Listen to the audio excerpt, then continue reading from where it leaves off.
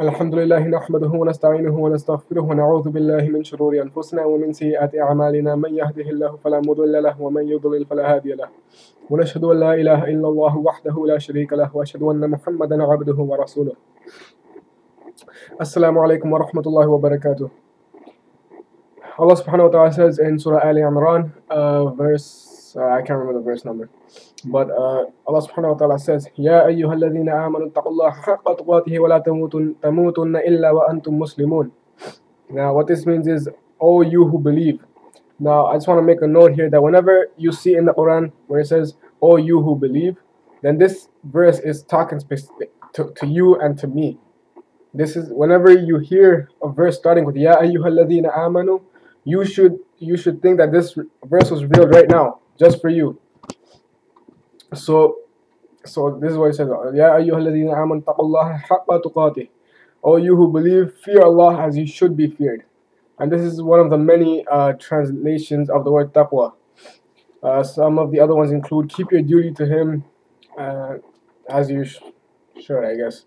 I can't remember off the top of my head, but for the most part, it's O you who believe, fear Allah as you should be feared, and die not in a state except as one of the Muslimun.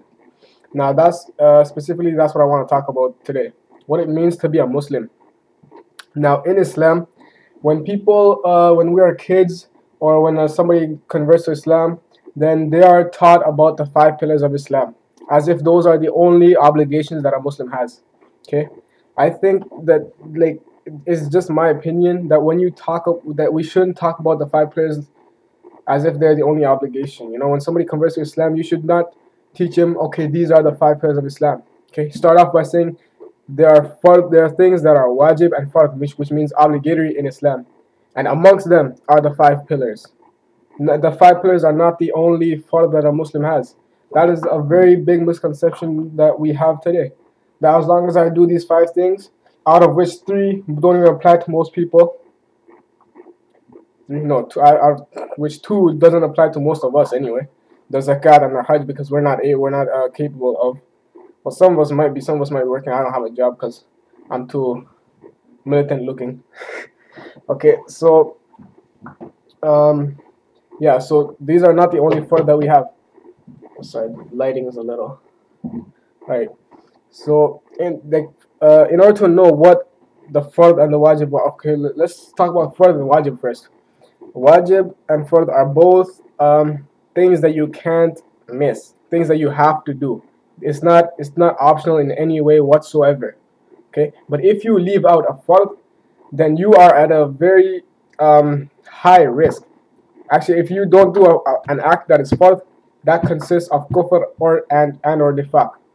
What it means is it means disbelief and or hypocrisy, and I'll talk about hypocrisy in another video. But it's an important concept. But those of you that know will understand what I mean by this. So it is a very dangerous thing to leave out a fard, okay? Because like the Prophet ﷺ, for example, I'm just going to talk about there's a hadith in regarding salah, which is a fard. Okay, if you leave out salah intentionally, then you have left the folds of the religion. That's not what I'm saying. That's what the translation said. That's what the Prophet ﷺ said, and this is very clear. People still want to say, "Oh, it's just a major sin. It's not disbelief."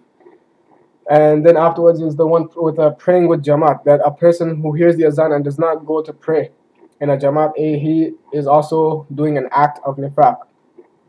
Okay.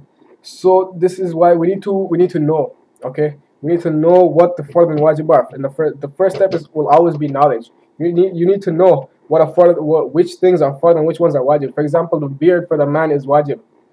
Okay, and so is the hijab. It might, I don't know if it's fard or not, but it's definitely wajib to wear the hijab. So when you don't, and a wajib is a compulsory act, but if you don't do it, you are not considered a munafiq. You are considered a fasiq. Now, what a fasiq is, you'll find many verses that Allah will talk about the fasiqun, and a lot of times this will not just be for Muslim people, for the Muslim ummah. This will also be for the for Ahl Kitab and for other mushrikeen, he'll call them fasiqs, and among other verses there are such that say Wallahu la yahdi al-qawm al-fasiqeen, which means that indeed Allah does not guide the fasiq people. Okay, the fasiq, the most, to my understanding, a fasiq means a rebellious one. Okay, so when you don't complete all your fard and wajib, you are not, in the linguistic sense, you are not a Muslim. Okay, so every time somebody asks you what your faith is, when you say I'm a Muslim, you should feel bad about that if you don't fulfill all your wajib. If you don't pray 5 times a day, you should, like I said, the hadith, if you deliberately leave out salah, then you are out of the folds of the religion. Okay, it doesn't get any simpler than that. People always want to add their own interpretations to things that are so explicit. Okay, and this is what I talked about in my previous video. We add and subtract as we deem fit. Okay, what we need to understand is our opinions do not matter. Okay, like sami'na wa ata'na, which means to hear and obey. Okay, it doesn't matter what you think, or it doesn't matter what I think. It doesn't matter what Tahir al-Qadri thinks. Okay, with things that are so explicit, there is no matter of opinion. Okay, so moving on. So a Muslim is somebody who submits. A Muslim is somebody who completes all his fard and wajib. And if he happens to miss by accident, through pressure, through mistakes, and it is not a habit, okay, he repents for it. That's a Muslim.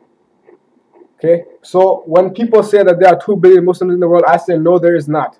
There is not 2 billion people on earth that pray 5 times a day as a habit. Okay, so now the other 2 phases of a person who believes in Islam. Okay, so the lowest phase is a fasiq, which it pains me to say most of the Muslim ummah is in this stage, if not worse. I'm sorry if the lighting is too bad. It's very sunny today. Second one is a Muslim. Second one is a Muslim, somebody who submits and completes all his fard and wajib. The third one is a mu'min. Now, a mu'min, the very literal translation is believer. Okay, it's one who has iman. But iman is more than just faith. Think of it as a physical substance in your spiritual heart. Okay, a person who has iman is you don't gain it at once. You could become a Muslim at once. You could give up all the haram and do all the fard at once. But you can't become a Muslim all at once. You just be like, okay, from now on, I'm gonna be a believer. Iman takes time to settle in your hearts. When you do haram, when you do sin, this iman is removed from you. It is, and you have to start over again. This iman takes time to build up, and it is very. This is when you will start to enjoy your prayer. It's through your iman. Okay, so and then after that, the last level is called a muhsin, which is basically a doer of good, and this is this is what you would call an abid today. Is somebody who balances, like he will fast through the day and pray through the night. That's a muhsin. What I'm missing? Yeah, there are other terms in the Quran such as sabirin, khashi'in, I don't know, some other ones, but these are the 4 basic titles. Okay, other than kafir and munafiq. So inshallah we can all benefit from this, and inshallah we all make intention of dying in a state of submission, as Allah subhanahu wa ta'ala says, Ya ayyuhalladhina amanu taqullaha haqqa tuqatihi wa la tamutunna illa wa antum muslimun. اللهم صل على سيدنا محمد النبي الأمي وعلى آله وسلم تسليما. السلام عليكم ورحمة الله وبركاته.